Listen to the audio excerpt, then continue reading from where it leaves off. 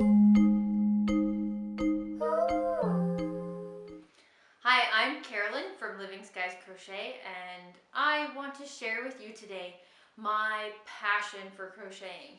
I want you to know everything straight from the beginning of where to get started and what you need to do to get started.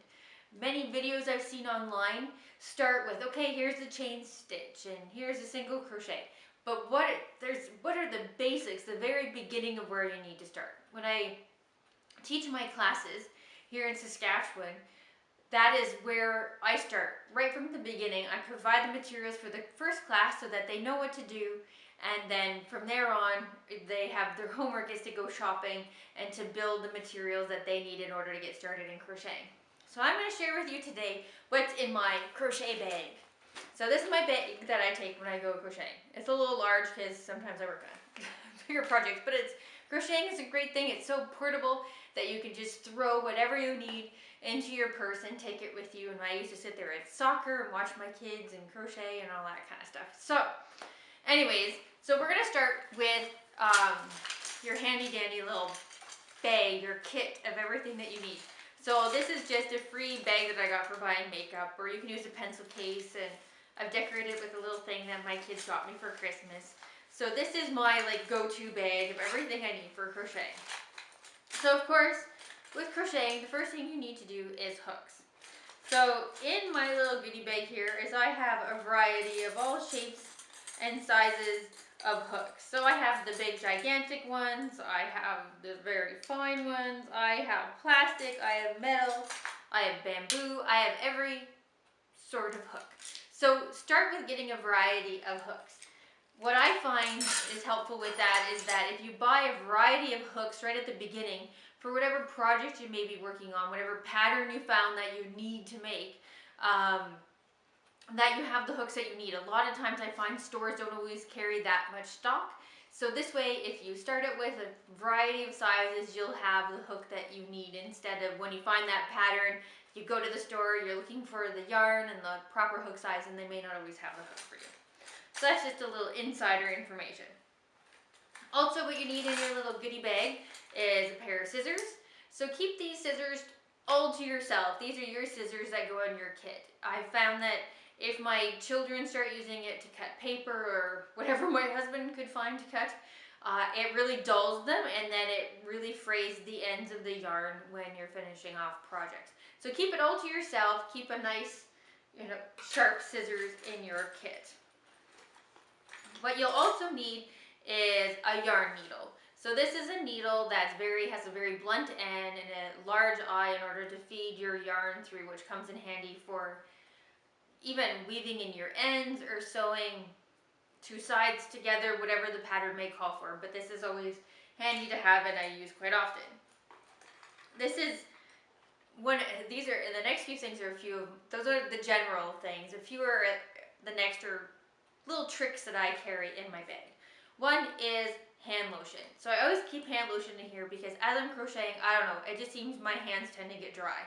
So I like to keep my hands moist as I'm crocheting, and so that, my hands always look nice. And try to get an unscented kind, just for whoever you may be making the project for, might have allergens to scents and that type of thing. So try to find a nice scent-free. Oh, this is also very important too. A measuring tape. This comes in very handy. When I write patterns, I write them so that not only do you have the pattern for the yarn that I have purchased and I used in the example, but I also write it according to size. So if it's a rectangle, it's this size by this size, or measure this much and this much. So I do everything by measurements as well, so that if you're using a different yarn, then you can figure out, oh, if I'm going to do this project, I have a way bulkier yarn than what she used, but she says it's going to measure this much, however long, and then, so what you can do is you can chain according to that, and you can use this as your measurement. So I use mine a lot.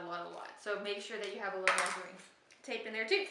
What else do I have in my goodie bag? Oh, a nail file. I always keep a nail file in too, because I find that if I have a rough edge and I'm crocheting, it makes pulls in the yarn, and as I make things to sell, I want to make sure that I'm pretty anal that I make sure that the product that I'm sending out, it has my name on it. I want it to be the utmost quality that it can be. So I always make sure I have that there too.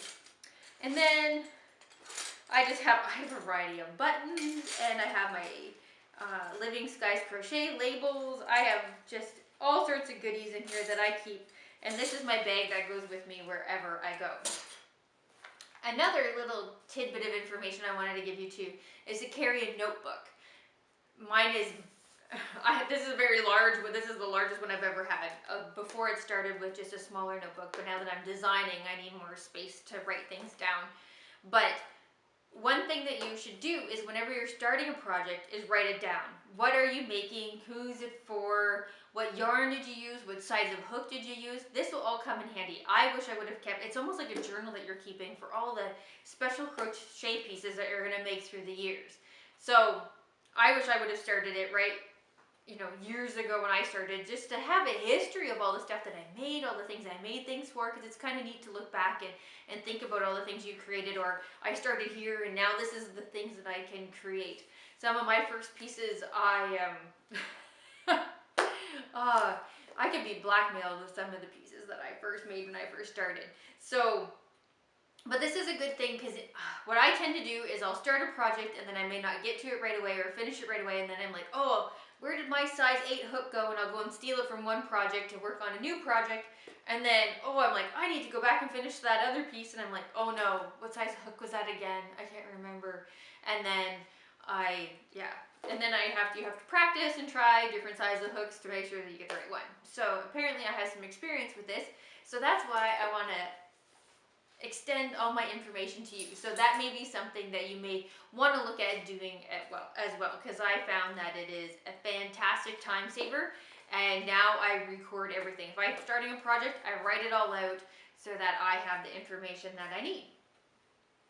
So that is all I have for the lesson for today. Keep watching livingskiescrochet.com on the website and via YouTube, as we will have many videos coming up in the future where I am going to impart as much wisdom as I can to you so that you can become a passionate crocheter and just have a relaxing time crocheting and creating beautiful pieces for your friends and family. Thanks for watching.